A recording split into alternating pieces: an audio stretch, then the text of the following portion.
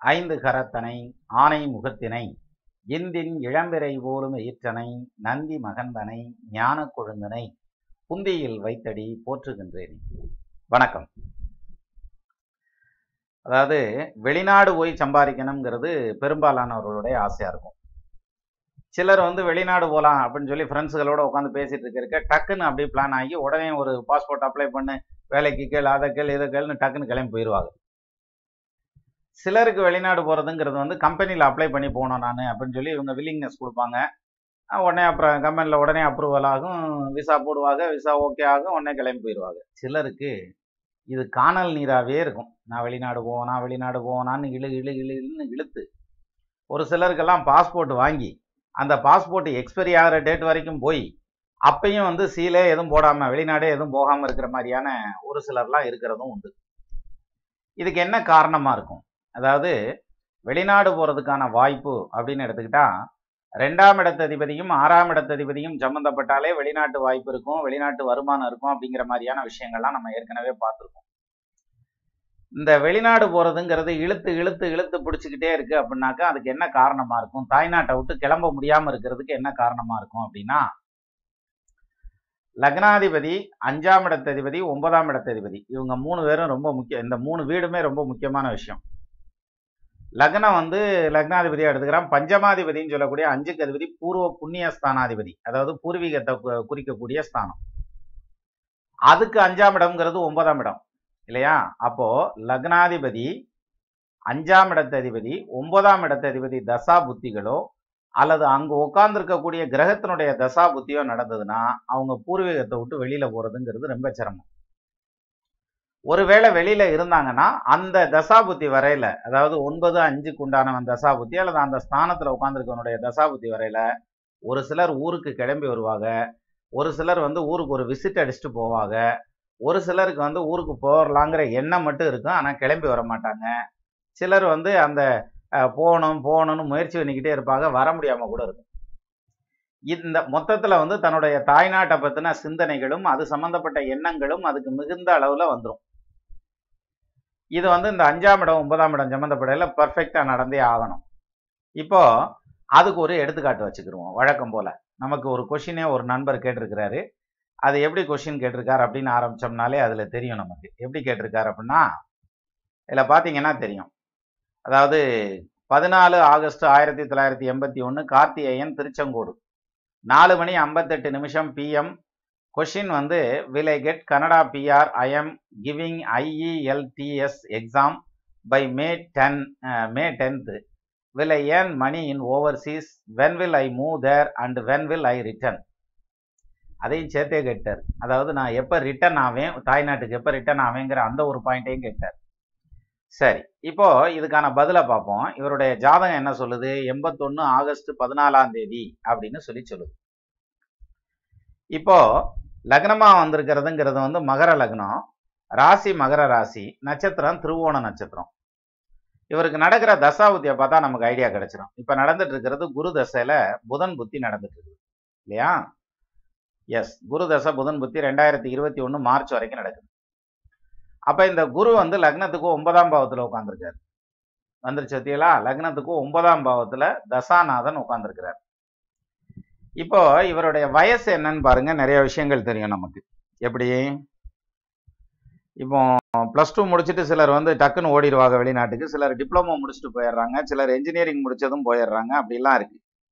இப்போ இவருடைய வயசு பார்த்தீங்கன்னா 39 வயசு ஆகுது. நான் கரெக்டாக தான் போடுறேன்னா மறுபடியும் செக் பண்ணிக்கிறேன். 2020 - 1981 ஓட்டா 39. 39 வயசு நடந்துட்டு இருக்க ஒருத்தர் இப்போ நான் வெளிநாடு போனா எனக்கு கனடா PR கிடைக்குமா அப்படின்னு கேட்குறாரு. நான் PR கிடைக்குமான்னு கேட்குறாரு, நான் அங்கே போவேனான்னு கேட்குறாரு. ஆனால் நான் எப்போ திரும்பி வரேன்னு ஒரு அடிஷனல் கேள்வி போடுறாரு பாருங்க. அப்போ அந்த 9ஆம் இடம்ங்கிறது வேலை செய்யுதுன்னு அர்த்தம். சரி, அப்போ நீண்ட நாள் ஆகியும் வெளியில போக முடியாமல் இருக்கிறதுக்கான காரணம் என்ன அப்படின்னா, இவருக்கு அந்த குரு தசைங்கிறது எப்போ ஆரம்பிச்சிச்சு? 96ல் ஆரம்பிச்சு கிட்டத்தட்ட 2014 வரைக்கும் ராகு நடந்தது. இந்த ராகு பார்த்தீங்கன்னா லக்னத்துக்கு 7ஆம் பாவத்துல பிரயாணஸ்தானத்திலே உட்காந்துருக்காரு. ஆனால் கூட அஷ்டமாதிபதி உட்காந்துருந்ததுனால அது ஒரு மாதிரி போயிடுச்சு, அதாவது வெளியில போறதுங்கிறதுல. ஆனா இங்க குரு தசை இப்ப நடக்குது. எப்ப? 2014 இது ஏப்ரல் மாசத்துக்கு அப்புறம் குரு தசை ஆரம்பிச்சு போயிட்டு இருக்கு. இவர் ராகு தசையில போயிருந்தா போயிருக்கலாமே தவிர குரு தசையில போறதுங்கிறது வந்து கல்லை கட்டி இழுத்த கணக்கு தான். அப்போ அந்த குரு தசையில போறதுங்கிறதுல இன்னொரு விசேஷம் பாருங்க.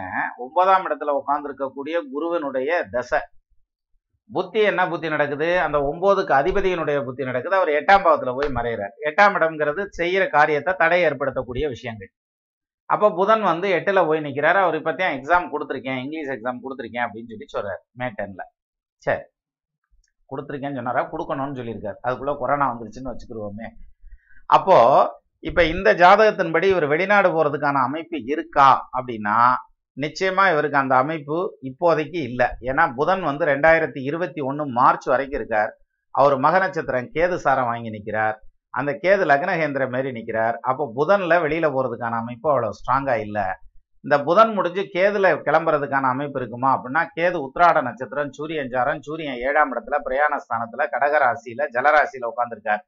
அப்ப வேணா அவர் கிளம்பி போலாமே தவிர இப்போ கிளம்பி போறதுக்கான அமைப்பு இல்லை. காரணம் 9ஆம் பாவத்தில் உட்கார்ந்து இருக்கக்கூடிய தசாநாதன் 9க்கு அதிபதியினுடைய புத்தி, இது ரெண்டும் கம்பைன் ஆகி நடக்கிறதுங்கிறதுனால சிக்கிக்கிட்டு நிற்குது. அப்போ 9ஆம் இடத்ததிபதியோ அல்லது 5ஆம் இடத்ததிபதியோ அந்த 5ஆம் இடமோ 9ஆம் இடமோ சம்பந்தப்பட்டால் அந்த இடத்துல இருக்கக்கூடிய கிரகங்கள் தசாபுத்தி நடந்தா நிச்சயமா தாய்நாட்டை பத்தினிய சிந்தனைகள் வந்துடும் அவங்களுக்கு. அப்புறம் ஏன் இவர் வெளிநாடு போகணும்னு ட்ரை பண்றாரு அப்படின்னா பொருளாதாரம் தான் காரணம். 9ஆம் பாவத்துல தசாநாதன் உட்கார்ந்துருக்காரு இல்லையா, நிறைய கடன் இருக்கும், நிறைய பொருளாதார சிரமங்கள் இருக்கும். இதை சரி கட்டுறதுக்கு வெளியில போனோம்னா கொஞ்ச நாள் இருந்துட்டு வந்தா செட் ஆயிரும் அப்படிங்கிற மாதிரியான ஐடியாவில் அவர் பிஆருக்கு ட்ரை பண்றாரு. அப்போ அந்த 9ஆம் பாவம் அப்படிங்கிறது வந்து ரொம்ப பவர்ஃபுல்லான ஸ்தானம் அப்படின்னு சொல்லலாம். இந்த 9ஆம் பாவத்துல உட்கார்ந்துருக்க புதனுடைய தசை, 9ஆம் பாவத்துல உட்கார்ந்துருக்கக்கூடிய குருவினுடைய தசை, 9ஆம் பாவாதிபதி புதனுடைய புத்தி, இது ரெண்டும் கம்பைன் பண்ணி நடந்துட்டு இருக்குது. கரெக்டா தானே சொல்றேன்? செக் பண்ணிடுவோமா இன்னொரு தடவை கூட? எஸ், குரு தசையில புதன் புத்தி.